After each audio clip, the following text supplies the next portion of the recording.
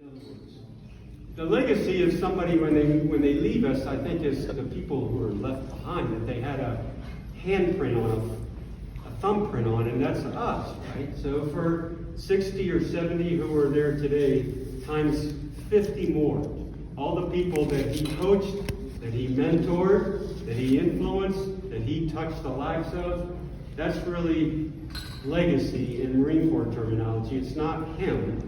It's about all the people that he made better. And I can just speak for, I'll try to, for the folks in uniform, because it was really special. Chaplain White talked about 42 years, right? I will never argue with the chaplain, because that's how you get in trouble if you're a Marine. But I will say that perhaps more than 42, because here's the thing about Phil Cisneros. When we leave the military and we get our orders, our DD 214, it says it's the end of your active service. He never ended his active service.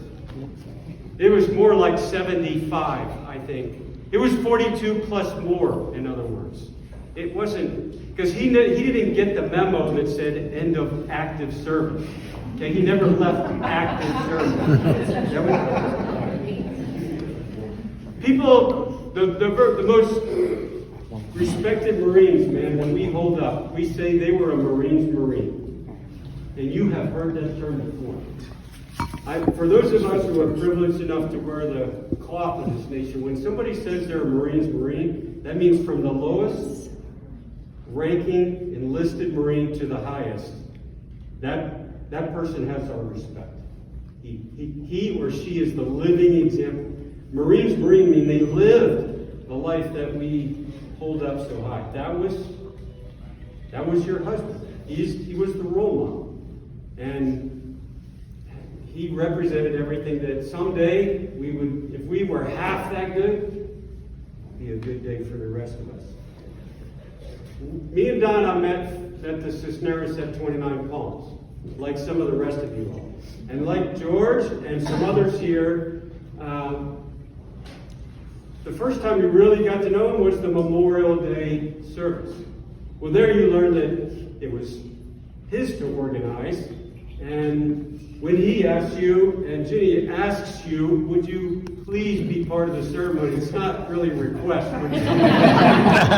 From Colonel Cisneros. So of course you do, right? Of course you do. And I know George the same way, right? When he asks you to be a part of it. And there you go to the memorial service and you realize he put all this together after he left, after he retired. This is probably, when I was there, it's probably 20, 25 years after he retired.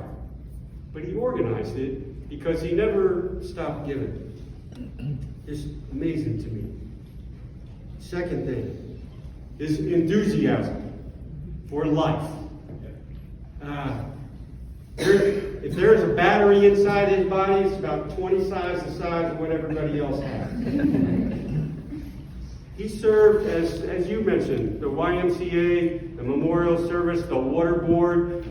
Everything that he did, he poured himself completely into. And if you're around him, then it just kind of comes off of him, and then you're energized because you're nearby. Just everything positive. He wants everybody else to get credit for things. He was just really fun to be around. And if you were fortunate enough to be invited over to the Cisneros house, and you sit on the porch, you might hear Frank Sinatra in the background, maybe, perhaps. He and Ginny, dancers for life.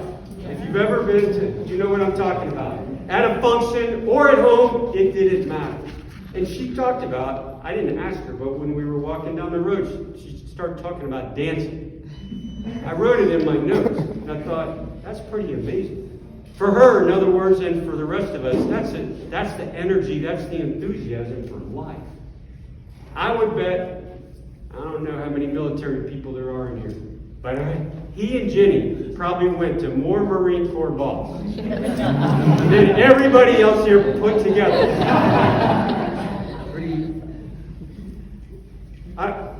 It's a word you don't hear too much from senior Marines, but I wrote down just a passion for life. He had a passion for life. You have your whole family has a passion for life. Lastly, and this is hard, but the third one I think is family. To Phil Cisneros, family is on top of everything else. He loved the Marine Corps, as you know, 7 decades, right, of these two together, 42 years serving in uniform. He loved the Marine Corps, but his love for the Marine Corps, I think, dwarfed by his love for this lady and his children and his grandchildren and his great-grandchildren. As big as the Marine Corps was to him, that all is way below our family. Pretty amazing. Lastly, I'll just finish up with Jenny.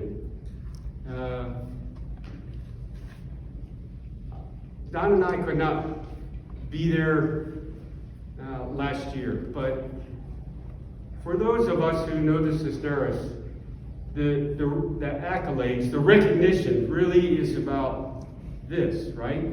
It's about the spouse. All those deployments, the moves, I don't know how many, at least a couple dozen. In 42 years, yeah. The moves, the raising the kids, the new schools, all those things, out of the spotlight is the spouse, I think, and 3 in your family know something about that. At least 2. I don't know. 3. 2. You're married to Marines? Right. 2. I just finished there because this is, as much as today is about Phil, I want to make sure the spotlight is on the spouse, who never gets any recognition. There's no medals, there's no promotion, there's no awards ceremonies. But we aren't Marines without the other half. Just period, flat out. So thank you for allowing us to be part of the ceremony today. Really special in Semper Fi from all Marines, man, to your family. Thank you. I'd like you to raise your glass to Colonel Phil Cisneros, esteemed Marine officer, beloved husband, father, and friend. May he rest in peace. Amen. Please continue to enjoy the camaraderie of this occasion in honor of Colonel Cisneros.